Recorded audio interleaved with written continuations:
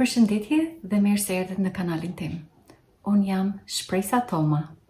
Jam një holistic health coach, që të thot trajnere për shëndetin holistik të njeriut. Për ju që nuk më njihni dhe keni kliku në kanalin tim, ju mirëpres dhe ju falenderoj. Për ju që keni subscribe në kanalin tim, ju falenderoj me gjithë zemër që jeni rikthy prap në këtë kanal të shihni se çfarë videosh të reja unë do të sjell. Nëse ju interesojnë ose ju pëlqejnë informacionet praktike që unë sjell, ju lutem bëni subscribe dhe klikoni në zilën e vogël që sa herë që unë të bie një video të re, ju ta merrni atë sinjalin që ta shikoni edhe me shpresën që ju do të përfitoni duke praktiku këshillat që unë jap lidhje me shnetin. Atëherë tema për sot do të jetë në lidhje me kyçet, ashtu siç e thot edhe titulli. Çfarë janë kyçet? Kyçet në trupin ton janë jashtëzakonisht të rëndësishme, pasi ato lidhin kockat me njëra tjetrën. Do me thanë, në qoftë se ne nuk kemi kyçe, atëherë është si ai puzzle që nuk mundet me u bë bashkë dhe me kriju figurën e plot nëse kyçet nuk ekzistojnë. Ne kemi shumë kyçe në trupin ton. Janë rreth 360 kyçe në trupin ton. Gjithsesi, ne jemi shumë më të njoftun me ato kyçe të cilat na japin dhimbje, kyçet kryesore që ne i përdorim edhe jemi më të njohur me ta janë kyçet e këmbës, kyçet e gjunit, kyçet e dorës, kyçet e bëryllit, të shpatullave, të qafës edhe të shpinës. Arsyeja pse këto kyçe na japin ne më shumë dhimbje se kyçet e tjera janë sepse pikërisht këto kyçe kryejnë funksionin më të madh në trupin ton dhe kanë peshën më të madhe që na bajnë ne të funksionojmë në jetën e përditshme.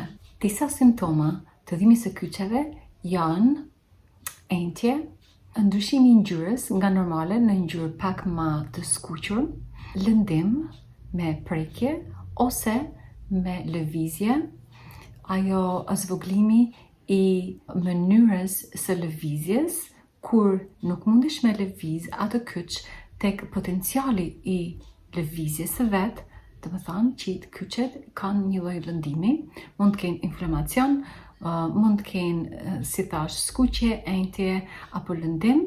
Gjithashtu mund të kenë edhe dobësim në përdorimin e tyre, edhe jo stabilitet. Këto janë ato shenjat ose simptomat kryesore të dhimbjes së kyçeve. Tashti dua që të ndalem pak në ato simptomat që janë red flag, ose më mirë me thënë që na bajnë ne për me menu nëse kyçi i cili po na shkakton dhimbje ka nevojë alarmante për me shku me pa doktorin. Disa nga këto red flags ose atëherë që ju duhet të jeni në alarm që me shku me pa doktorin sa më parë janë këto. Nëse kyçi juaj ka entje, ka skuqje të mëdha, ka dobësi në ecje shumë të mëdha, ke temperaturë në të gjithë trupin dhe ke dhimbje të organeve të mrenshme ose sidomos organ të barkut. Nëse ke dhimbje barku, edhe dhimbja ka ardhur pa prit pa kujtu. Nëse merr frymë edhe gjatë marrjes së frymës të ke dhimbje të kyçeve ose të kockave në një farë mënyre, ke ulje peshe të papritun, atëherë kjo do të thotë që trupi ta ka dhënë sinjalin që duhet me shku edhe me pa doktorin sa më shpejt, që në fund të fundit edhe nëse është sinjali gabum, ti të pakten e ke bë punën tënde me shku dhe me pa, që nëse është një sinjal që po të thot ty që ki kujdes diçka nuk shkon mirë, atëherë duhet që ta vërtetosh me doktorin nëse ti ke nevojë për teste më të shumta për me pa nëse kyçi jot ka nevojë imediate për një kontroll të të gjithë organizmit edhe pa nëse diçka nuk shkon mirë. Atëherë, për këto simptomat e tjera që janë ma normale, kam disa gjëra të cilat ju mundeni me i praktiku në jetën e përditshme që ti vini në shërbim vetes pa ilaçe. Nëse vazhdoni të merrni ilaçe ditë për ditë që e mpin ose vetëm e bllokojnë nervat, ajo është vetëm maskim. Këto janë disa nga gjërat që ju duhet me bë nëse trupi jot ta kallon dhimbjen që ti me menu a duhet bash ti diçka për kyçet. Së pari, me i tërheq muskujt.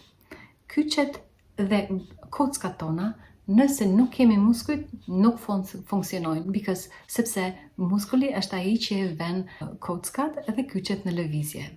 Atëherë, nëse muskujt janë të tendosur, për arsye nga më të ndryshmet, ti duhet që të punosh në mënyrë mesatare, jo me forcë, po duhet me bë atë që quhet stretch ose tërheqje.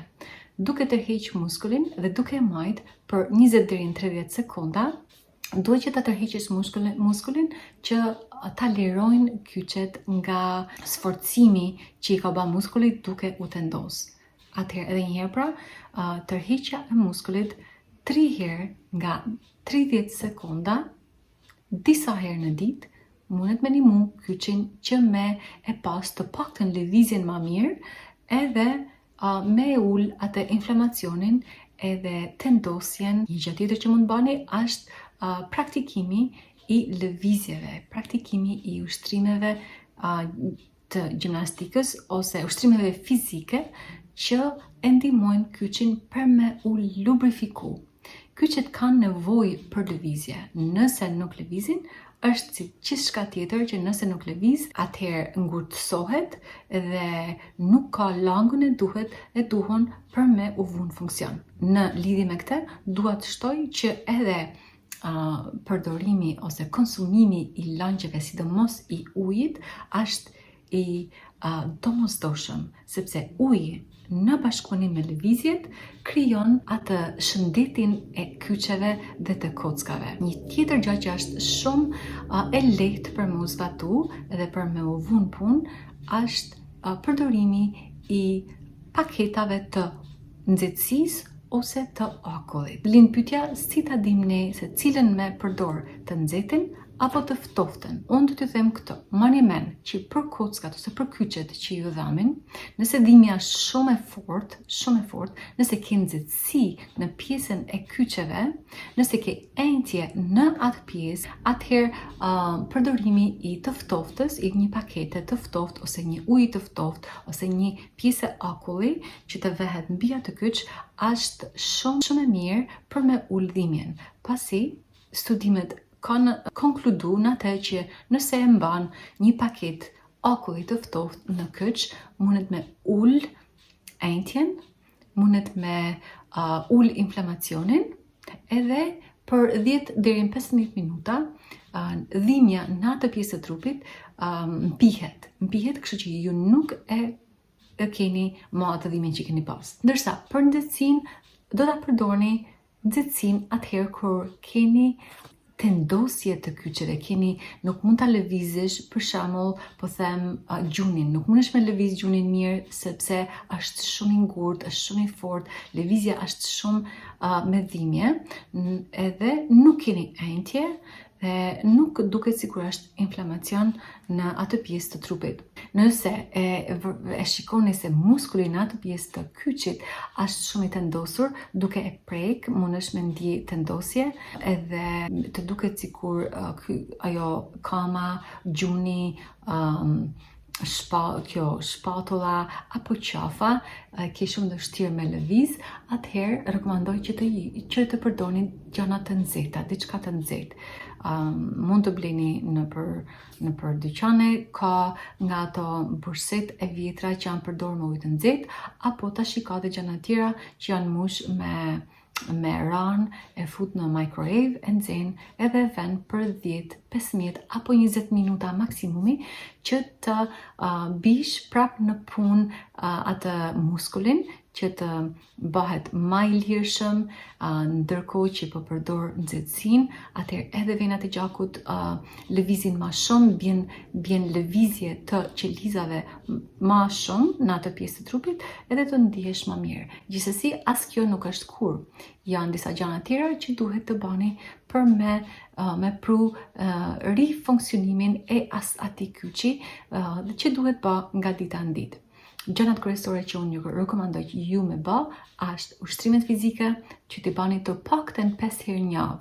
Përdorimi, si thash, përdorimi i akullit ose të ftoftave ose i nxehtësisë sipas nevojës, tërhiqja e muskuleve që me pru në punë muskulin, edhe me lubrifiku atë kyç i cili nuk po punon mirë, pirja e ujit, edhe e theksoj shumë e rëndësishme është edhe një konsumimi i një diete sa më të pastër nga kimikalet, nga ushqimet e procedume që janë të bëme nëpër fabrika, edhe largimi i lëndëve kimike nëpër ushqimet që konsumoni.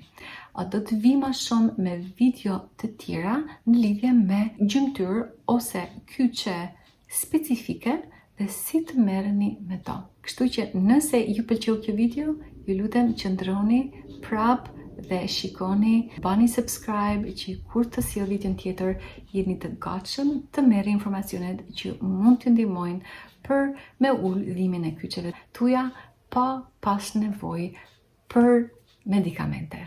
Deri videon tjetër, ju përshëndes dhe ju përqafoj shumë. Mirupafshim.